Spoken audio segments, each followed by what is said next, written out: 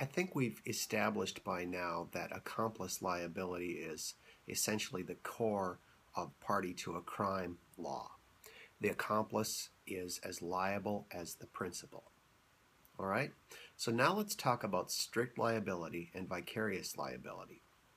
There are some situations where the legislature has determined that liability should be expanded, and these are areas where they apply strict liability or vicarious liability. So strict liability offenses are those where there is no requirement to show intent. This is very unusual in the law, and it's applied typically in situations where the danger is very high and where it would be very difficult to show any type of intent, but the danger must be accounted for.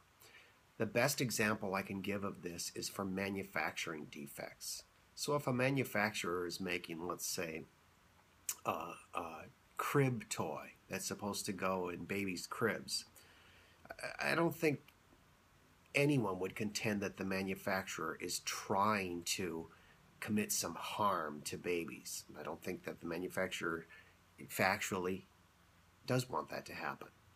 Nevertheless, if the manufacturer is selling some type of toy that's marketed to go into babies' cribs, parents buy it, they put it in the cribs, and the toy is dangerous, it causes babies to choke or something like that, we have to stop that as a society. That's a serious matter that we have to stop, whether the manufacturer intends it or not.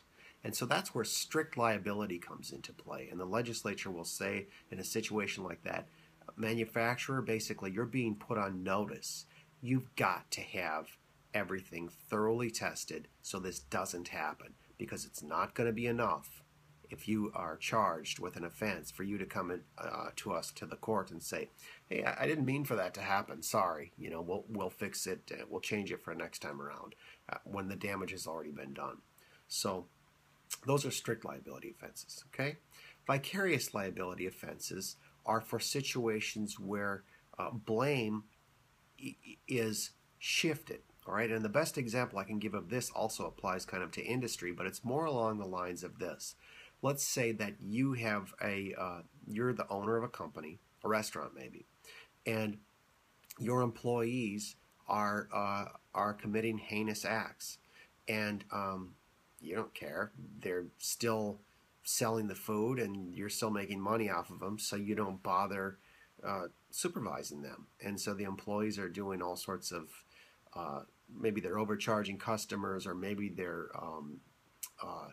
being abusive to customers, maybe they're spitting in the food or something like that. Again, this is a situation where the legislature has said, we're not going to put up with this behavior, we want it to stop.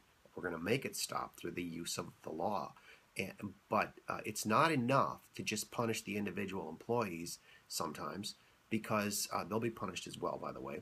But we're expanding liability because, again, kind of like we talked about with strict liability, we want to send a message. We want to send a message to the employer to say, listen, not only is this negative situation in the acute sense, this particular employee was acting improperly, but you've been allowing this to go on, and you're going to be punished for it too.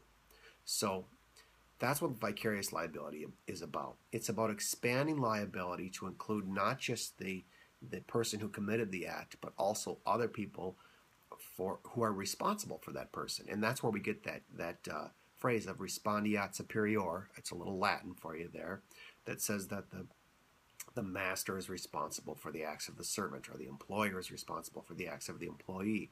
So that's what vicarious liability is about. And again, it's to make sure, if you think about this, if this is the law and you're the company owner and you know that you can be held responsible for what your employees do, then you better make sure that your employees are acting appropriately. So as a society, we then benefit.